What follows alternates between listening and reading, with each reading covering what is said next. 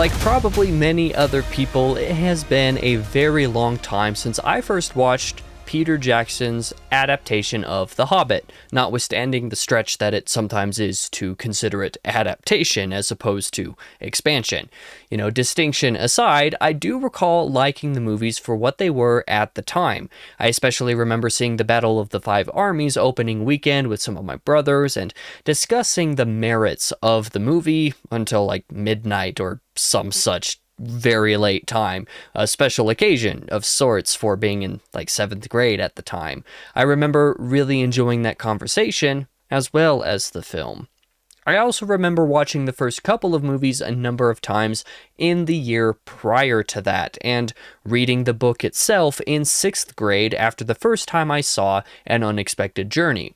While I do not recall being in love, I can't even say I recalled being in love with Lord of the Rings at the time either, as 6th grade was when I watched those movies for the first time too, and also made my first attempt at reading The Fellowship of the Ring. A lot of time has passed since then. My memories of all of those experiences are very vague. I reread The Hobbit in late 2021, and I reread/finished The Lord of the Rings right afterwards, making the crux of my reignited reading passion at the time, and the reason my main channel exists in the first place. But I notably did not rewatch any of the adaptive material those handful of years ago. Instead, when I decided to do another set of rereads for Tolkien's work this year alongside some of my friends, I wanted to do some viewings of the films again beforehand. That's the context of this video. I wanted to be able to review the trilogy for The Hobbit, well, more or less as disconnected from the book as I can. That's not to say I won't mention the book at all today, because that's absolutely not the case, but I am primarily intending to make this about what the movies are doing essentially on their own merits and how I feel about that. As the title and or thumbnail likely makes clear, I'm just going to warn you right off the bat, expect a lot of apologist opinions here, so let's go ahead and take a step back through where it all began with An Unexpected Journey. Fair warning, I will not be making any effort to avoid spoilers throughout this video. An Unexpected Journey is an incredibly interesting viewing experience. Completely separate from the rest of the trilogy, it is both the best and worst of the bunch, because it contains the best moments of the trilogy hands down, and also the most baffling moments as well for me. Unsurprisingly, An Unexpected Journey is easily at its best when it is actively adapting material from the book, while its extra made-up material is supremely questionable at this point. As such, in both good and bad ways, it might be the most memorable of the Hobbit movies. As it is, you automatically get a sense of what the trilogy is doing in 3 respects. It is not just adapting the book as one of its driving goals, but it is also expanding the story a little bit by repurposing certain parts of the story's lore, and it is also trying to bridge a little bit of the gap between the story of the book and the original Lord of the Rings film trilogy. This trifecta of purpose is made pretty clear from the start, albeit in the opposite order as I laid out, with a pretty loaded bit of exposition that I think actually works together pretty nicely despite being lengthy. First, you have the introduction of Hobbiton from a visual perspective, alongside a first look of this story's main character, Bilbo Baggins. He is about to write the story of The Hobbit to his nephew Frodo, complete with an appearance by Elijah Wood as that character. We get a little hint at their relationship and an early look at where the Fellowship of the Ring eventually picks up, ahead of Bilbo's disappearance and the story of the One Ring. This is the first look we get at how these movies aim to connect this story more directly with The Lord of the Rings, both visually and from a story perspective. Though the books are connected in the ways that we all know they are, these films aim to make that connection a bit more active, so to speak, a point that will become somewhat more relevant in the next couple of movies. Second, Once Bilbo begins his story, shown to us as his writing it, of course, for posterity, namely Frodo, as we know, he surprisingly doesn't actually reach for the first sentence of the book just yet. First, he gives us a decently lengthy expository narration about a bit of the history of the dwarves, which works as a narrative device for us to latch onto throughout the trilogy, and is referenced and expanded upon quite often. It becomes a focal point for much of the individual motivations of Thorin Oakenshield, plus plants the seeds for a couple of the major conflicts of the trilogy, primarily new material made up for the movies, involving the dwarves, orcs, and elves. Only after these previous bouts of expository material are through does the proper "in a hole in a ground there lived a hobbit" come in. From there, you get the true exposition as recognizable to this story and no other, introducing the viewer to the way of life in the Shire and proceeding to the happenings of Gandalf meeting Bilbo and marking his door, and of course, the 13 dwarves coming in to ruin Bilbo's day. This large quantity of expositional material will seem a bit overmuch, but I think it gets the job done well enough. There is some material, however, that is notably much better than done well enough, and that is all of the following material in the opening act in Hobbiton. From meeting Gandalf to the entrances of the many dwarves to Thorin's character introduction, dinner and drinks and songs all included, and the offer made to Bilbo to join the company as a burglar as Gandalf promised the dwarves. It is a wonderful execution of everything about the opening chapters of the book that I always loved. Perhaps this is because I read the book after watching this movie for the first time, so the songs and characters and everything just kind of already naturally filled my head this way. Needless to say, I love this stuff. What is also easy to love is the rest of what the film actively adapts from the book. I know I said this review would largely keep itself separate from the source material, but the fact of the matter is that most of An Unexpected Journey's merit comes from the source, as one might expect. The sequence in the Misty Mountains, from the making the camp until the escape, is also largely fantastic. The portion directly dealing with the goblins may give in to excess a little bit, a point we'll come back to soon enough, but it is an entertaining interpretation of that particular sequence. More important is the material beneath Goblin Town, where Bilbo encounters Gollum, obtains the One Ring, and ultimately escapes with his companions.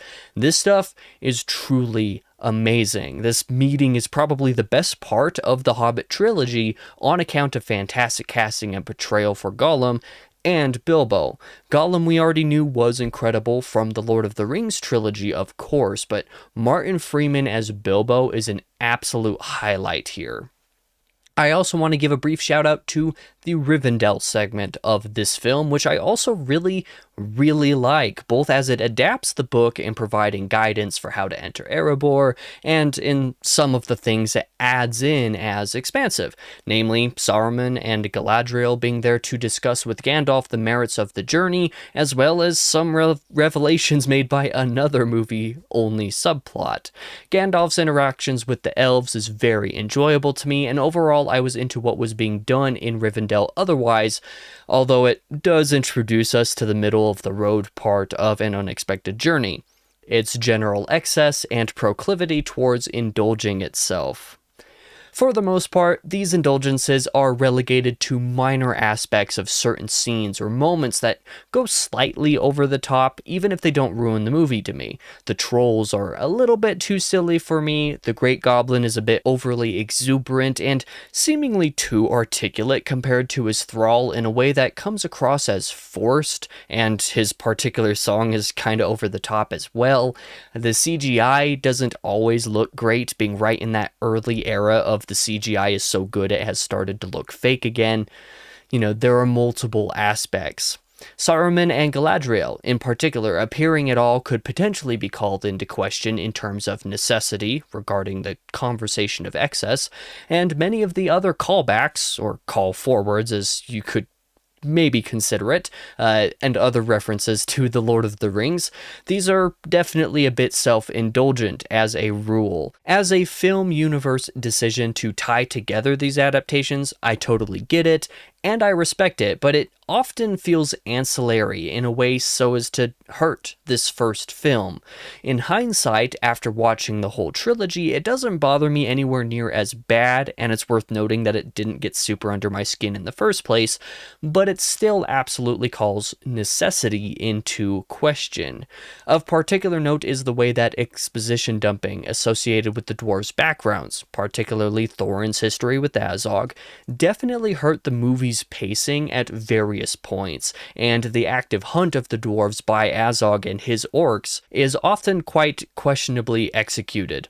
This is most notable as the finale sequence of the film, which feels almost entirely unnecessary after the escape sequence from the goblins under the Misty Mountain. I'd say that the ultimate finale of An Unexpected Journey is kind of ham-fisted and doesn't really work for me, even in the greater context of the trilogy. But what hurts this film the most, for me, is absolutely Radagast. Over the years, as many of my memories of these movies has faded, whenever I happened upon commentary of the movies, Radagast very often came up as a particular bugaboo for people. I now fully see why. It's not good. I mean, I can appreciate to an extent the desire to foreshadow the problems going on in Mirkwood and what's causing it. This is one of the items of discussion in Rivendell between the wizards and Galadriel. And as far as the broader trilogy is concerned, I actually think that foreshadowing and the subplot itself, as portrayed here, is fine for what it is, but Radagast's depiction on screen specifically is bafflingly bad. It is distracting and laughable at best, if not just straight up horrendous at other points. Obviously, Radagast doesn't even appear in person in either The Hobbit, the book, or in The Lord of the Rings, so his specific depiction here to be bad in that way is just mind-boggling. Peter Jackson, I feel like, had to have been on whatever Radagast is on to think that this was a good idea. You include/add Radagast as a means to tie the world together with a character who is at least within the scope of the lore. Do that all you want, whatever, but don't make him an absolute cartoon. This character is not good. There is a lot to love about An Unexpected Journey, however. It contains easily the strongest moments of the entire trilogy, in my opinion. It also has some really great music, in particular the Misty Mountain theme, as it appears in motif throughout the trilogy, is incredible. Even the way that the movies utilize no score or soundtrack during some moments, even during some fight scenes, surprisingly enough, was something I thought was executed quite well. When the film is shot on location and with real people and objects and whatnot, it also looks stupendous.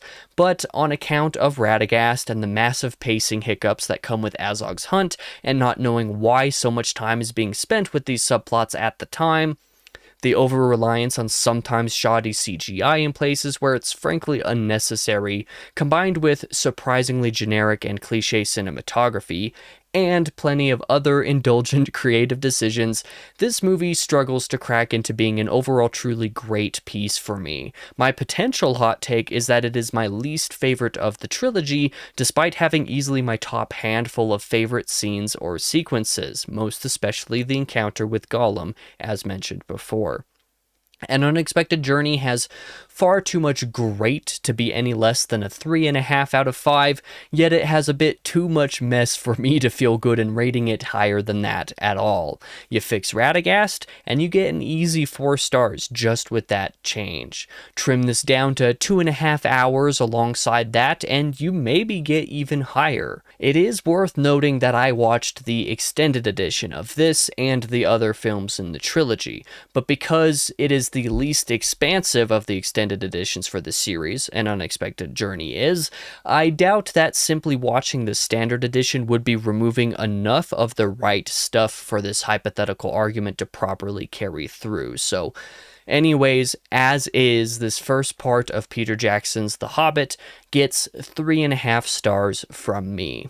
Compared to An Unexpected Journey, which contains both the highest highs and the lowest lows of Peter Jackson's Hobbit trilogy, I believe The Desolation of Smaug to be the most consistent in quality. That is not to say that it does not suffer at times from certain indulgent bloat like its predecessor, particularly by way of subplots that aren't entirely necessary and which continue to feel a bit directionless until the last film makes them all finally make sense, it is also not to say that it is the best film of the trilogy either, as I think that any given viewer will be able to come to their own conclusions on that count by way of their personal tastes and preferences. It is to say, however, that the middle act of the trilogy may very well be my personal favorite, though it's truly quite difficult to say for sure. The short review is that The Desolation of Smaug is in many notable ways quite similar to An Unexpected Journey in general direction and execution. The parts that directly adapt the book continue to be quite standout as a rule. There are notable expansions to the material that may be, and have been seen as, quite hit or miss, depending on who you ask, and a couple of the subplots, basically continued from the first movie, continue to affect the pacing a little bit, for better or worse, as they build up toward the final film of the trilogy. What did I think of all of this? Well, as I already suggested, I found The Desolation of Smaug to be overall more consistent than its predecessor. The adaptive sequences are notable in that they stretch throughout the film in a somewhat more natural way, namely that the non-adaptive scenes don't put the main plot in such a hard stop for as long. Adaptive scenes are comparably quality in this film, and much of the non-adaptive material is actually made part of the primary plot lines. Starting with the first act, dealing with lodging with Beorn and reaching and going through Mirkwood, this film's opening is at least at the same level of An Unexpected Journey's for me, albeit for totally different reasons. The first film covers a little more in the vein of daily life, which is abruptly interrupted. Comparatively, this film starts with relative action and a palpable tension that I found to be quite well done. That tension is redirected towards the Mirkwood itself once we reach that location. The entire sequence within is genuinely incredible, especially as Gandalf has to leave the party to investigate what some of our subplots have been dealing with, a supposed necromancer who has caused the Mirkwood's corruption, and whom we the viewers understand to be commanding Azog, who has been hunting Thorin. Azog is notably redirected to start rousing orc armies, and Azog makes his son Bolg follow the dwarvish party in his stead. I mentioned music in my review for An Unexpected Journey as being quite good as well, and about the lack of it being chosen for effective moments. Mirkwood in particular was when I really noticed this while watching the trilogy. It was also when I noticed that some of the other technical aspects seemed to be a bit improved from the prior film, namely visual effects were less distracting in Smaug. The editing was more creatively intentional based upon need, cinematography too in that same way. I don't know why it was that it felt this way to me, but it definitely made a difference for my experience. Anyway, as the narrative continues and the wood elves save the dwarves just to imprison them, all the way until reaching Lake Town was a really solid second act. People make several major bugaboos about this entire sequence based on the inclusion of Legolas's character, Tauriel's character being made up for the purpose of a romantic subplot for some reason, and for, apparently, issues associated with our party of characters escaping the Wood Elves via the barrels. I think Legolas's inclusion is actually quite fitting, and I like it for what it is. Tauriel is an interesting character to me, and I don't hate the subplot between her and Keely for some reason, and I really liked said escape sequence when Tauriel and Legolas keep the dwarves from being killed by Bolg and his orcs, which had been tracking them. You can say what you will, but I really liked all of this stuff. I found the structure and pacing of it to be quite solid as well, and as I suggested, the subplots associated therein, mostly that dealing with Tauriel, were weaved in the primary goals of the narrative, just so that I wasn't put off by them. But then comes Lake Town and the desperation to reach Erebor in time for opening the alternate entrance into the mountain. I don't want to get into too much detail, but if there was anything from the book that I would have hypothetically wanted expanded, it was Lake Town and the eventual battle of the 5 armies. Well, a significant chunk of the last act of this film being about the former one of those desires was a slam dunk in direction for me. I found all of the major characters in the setting to be compelling. I found the comedic direction to be genuinely amusing, where the trolls in Great Goblin Inn and Unexpected Journey got to be a bit overmuch. The foreshadowing for the showdown with Smaug at the start of the next film is also quite effective. And speaking of Smaug, I was actually quite surprised by how little of him there is in this movie. What with being titled after him and all. I have seen complaints about this as well, and I am honestly inclined to agree. Smaug is portrayed near as compellingly as Gollum from the final act of the first film, and the desperate search for the Arkenstone is outlined in various flashbacks, including this film's exposition, which goes back to when Gandalf first proposed helping Thorin retake the mountain. It is a genuinely tense sequence intercut with Gandalf's very own subplot following upon the cold open, as well as the discussions held in Rivendell. He discovers that the necromancer everybody's worried about is Sauron coming back to taint the earth, another means of connecting back to the Lord of the Rings. Once this stuff started coming together, I retroactively forgave the Desolation of Smaug no small amount of the pacing problems that this stuff seems to be leading up to, though I still totally get why this material seems, and definitely is, ancillary. I came to appreciate it a lot for what it is.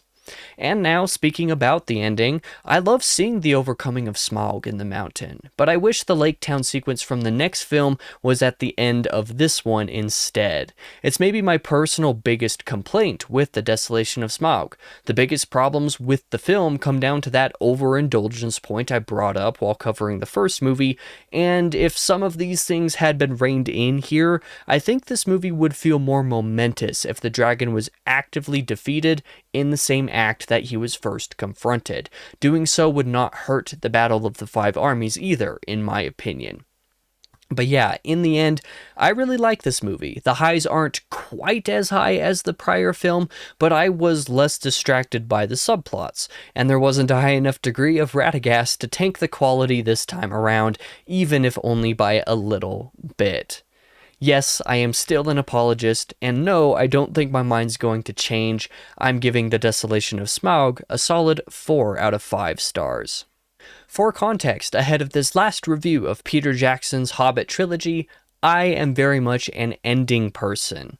Climax into resolution, when everything I care about is encompassed, has an uncanny power to dramatically centralize how I feel about everything that came before it, whether that be the individual book or film itself or the entire body of a series. In any context, this seems to be the case.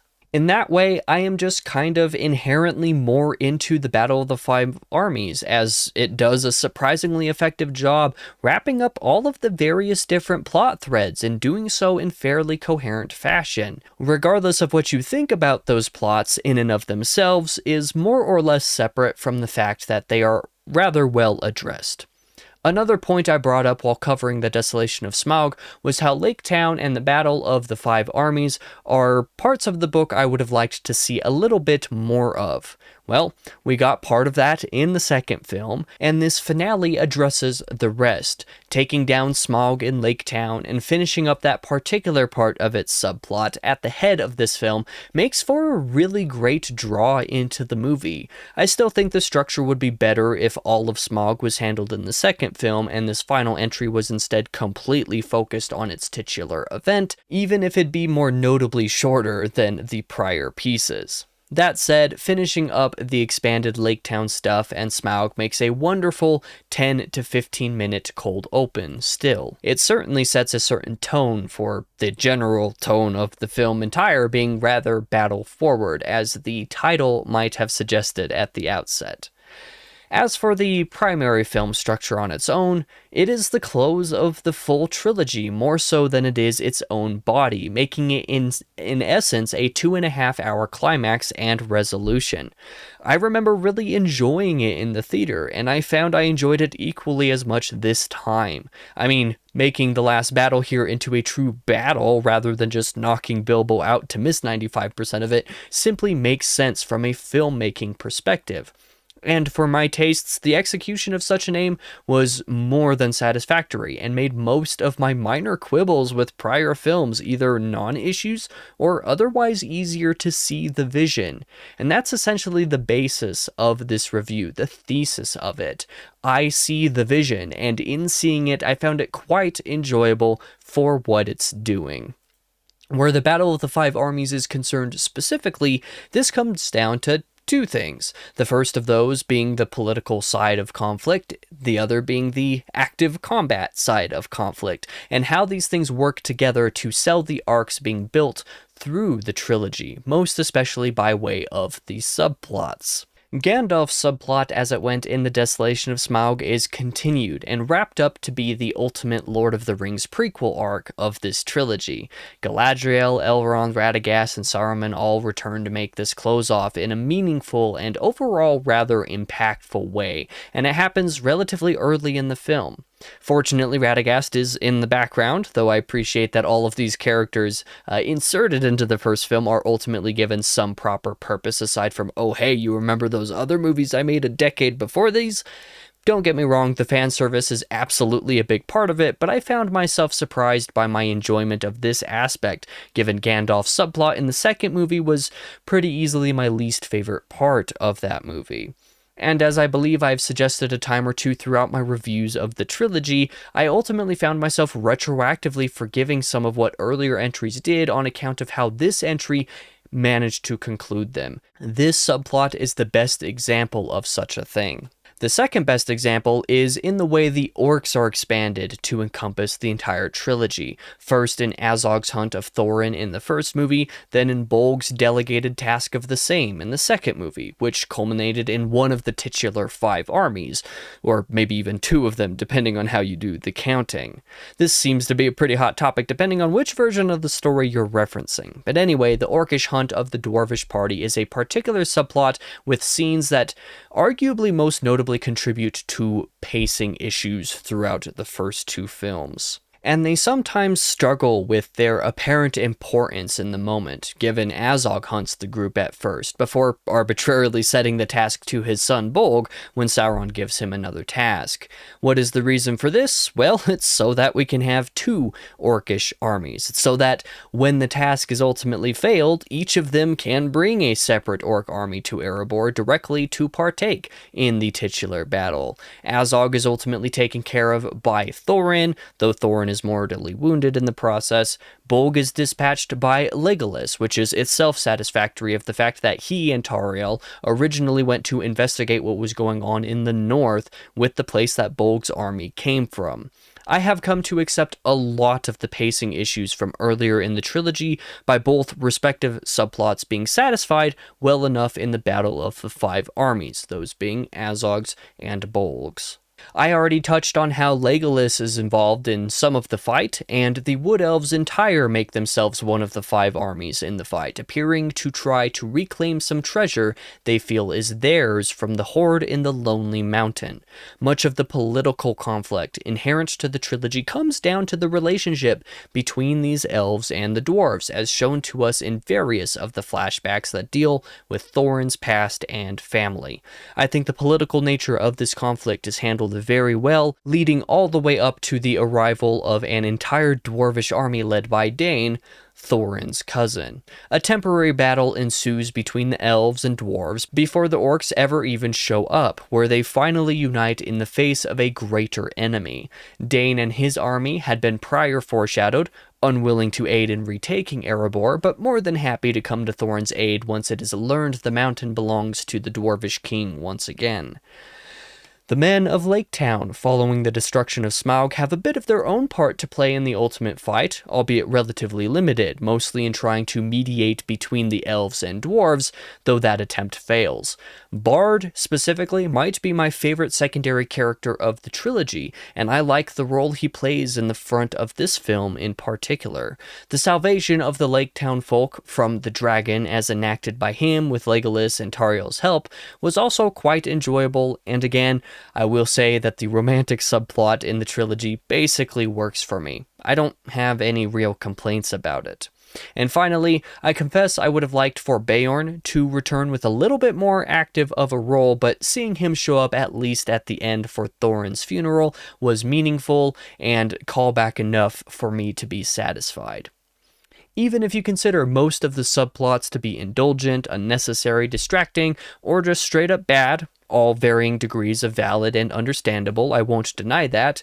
Even so, I love how everything ultimately comes together. There's so much going on thematically and politically, and exploring some auxiliary material, or stretching it as needed to meet producer demands, makes enough sense. Furthermore, bringing in the threads that make Peter Jackson's Hobbit, in line with his own Lord of the Rings, is a totally sensible aim for this trilogy, and I see the work done here to have been an earnest one, made in good faith.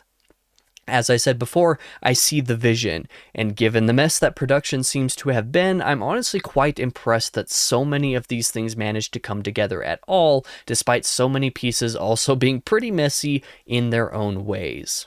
Now, that's not all to say that the Battle of the Five Armies doesn't also have its own arcs and aims beyond the work it does to close the trilogy at large. In fact, it has one particular thematic thread that, following the Desolation of Smaug, makes arguably the most compelling part of the movie, and maybe even the trilogy. The movies make a subtle point about the greed of the gold in Erebor affecting Thorin's forefathers, and we get to see the same thing overcome him, exacerbated by the corruption of the dragon in general, another thing subtly hinted at various points, and which I love as a means of keeping Smaug technically around despite having been killed perhaps a bit quickly. Thorin gets to go on a very compelling personal character arc, aided by Bilbo's role in this final film, which makes a welcome resurgence of importance, albeit one of subversion, compared to how relatively sidelined he gets elsewhere. There's an actual emotional arc involved with Thorin, and with how Bilbo helps him to pull through that really grounds the Battle of the Five Armies, and glues it together amidst all the chaos. I also love how this particular joint arc helps to solidify the interesting dynamic of Bilbo's role in The Hobbit in the first place. Even going back to the book, it could be argued that The Hobbit isn't properly about Bilbo, but actually about Thorin, and Bilbo's just happening to be caught up in it all. That is the inciting incident, after all. The films kinda take this idea to the next level, and though Bilbo probably plays less of a role through the trilogy than I wish, especially with Martin Freeman's inspired portrayal of the character, the way he and Thorin come together to have this interesting arc in the end really works for me, even as Bilbo takes off for home again at the end. And coming to the end, there are just a few final things I want to say. Though it's a bit nitpicky, I guess. I don't love all the technological ideas as portrayed in the film or trilogy.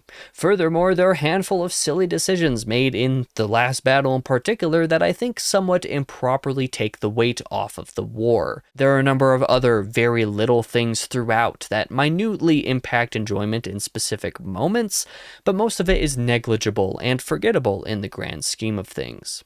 But as far as the ending itself goes, I wish it resolved along with the opening to An Unexpected Journey slightly more actively.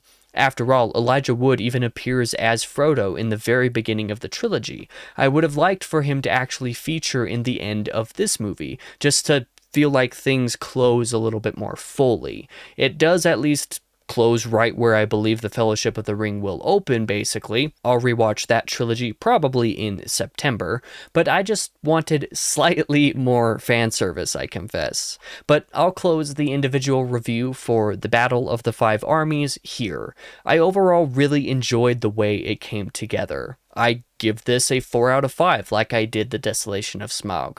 I kind of hate that An Unexpected Journey is the only one of these that gets less than 4 stars, but that Radagast sequence was just too much for me, man. In either case, I like at least these latter 2 entries to Peter Jackson's trilogy a bit more than I think the average. I had fun, I was entertained, and at the end of the day, as far as the trilogy goes, doing what it is doing, that was enough for me. The thing about Peter Jackson's Hobbit trilogy is really more about its structure than its content, in my opinion. As is throughout the reviews that you've just heard, you may recall that I've mentioned, but essentially glossed over, the pacing of the films. In particular, I've noted how several of the subplots affect said pacing, often negatively, even when I ultimately still enjoy what they are doing. That's because the overall pacing and structure of this trilogy is worth addressing all on its own. I think these films would actually work better as a 6 to 8 episode miniseries rather than as a film trilogy. I'm not going to go into too much detail regarding the specifics, as I don't think I ultimately need to, but the fact that there was a trilogy of films based on a book that takes barely as long to read as the movies run is an exceptionally strange decision for many reasons. There are several ways to go about addressing this, of course. There are a million different fan edits that exist, for example. But I think the main thing worth noting is that if you cut out the ancillary subplots of An Unexpected Journey and turn that into a 2 to 2.5 hour movie, and then you remove the associated and new subplots to come after, the Desolation of Smaug and the Battle of the Five Armies can be made into another 2.5 to 3 hour-ish film, where the final battle is the final act of it. But I think that even if you keep all the content the same, you can fix certain problems of pacing and structure where subplots are concerned by making this 6 to 8 episodes of content into 1 to 1.5 hour episodes as opposed to 2.5 to 3 hour films. It's easier to justify the inclusion of the subplots if trying to adapt The Hobbit into a miniseries anyway, as opposed to film. Hell, even if you make the cuts that I've loosely suggested to make a better 2-film version of the story, you could still probably do better with splitting that into a 5 to 6 episode miniseries as well. The fact that Peter Jackson's Hobbit does exist as a series of films makes financial sense, of course, but I just think that there were likely a bunch of better ways to tackle the structure of it. I truly do see the vision. As I've been saying throughout this entire video, I do quite enjoy these movies for what they are, though I still have my gripes with certain decisions.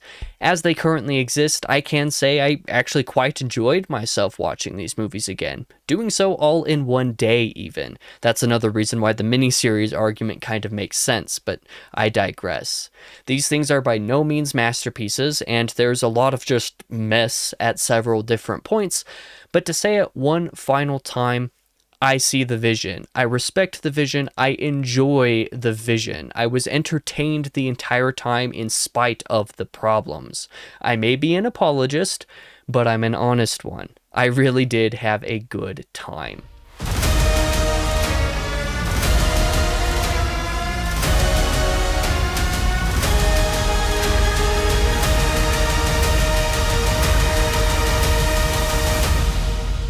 And so we come to the close of my review of The Hobbit on its own terms. Just as I said at the start of this video, this review is primarily based on my thoughts of this trilogy itself. So let me readdress that former topic. Why not treat it as the adaptation it purports to be more directly, you might wonder?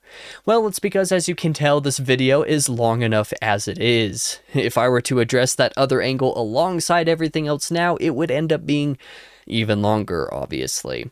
Besides, I wouldn't even really know how to structure it at that point, given that the individual parts of this video are being transferred directly over to Letterboxd. My coverage of the adaptive qualities in any more detailed manner would just have sidetracked each of those pieces in ways that I did not have time to think about, quite frankly, while writing this. Heck, I barely had time to finish this video script as it currently exists. And speaking of time, I purposely decided to make this video before even rereading the book in the first place. I will, however, be addressing this particular topic in hopefully 2 weeks' time. Over the week of this video's release, I will be rereading the book again, and then I was curious to watch one of the many aforementioned fan edits of the movies. I notably gained access to the Maple Studios cut. I will watch that after my reread of the book, and I will cover that adaptation-specific angle in a video covering that collective experience at that point. I will also aim to watch as much of the behind-the-scenes appendix material for The Hobbit's production as I can, so I can speak a little bit as to that side of things, too. But for now, I have been your host, King Crusoe. You can call me KC, and I hope to see you guys in the next video.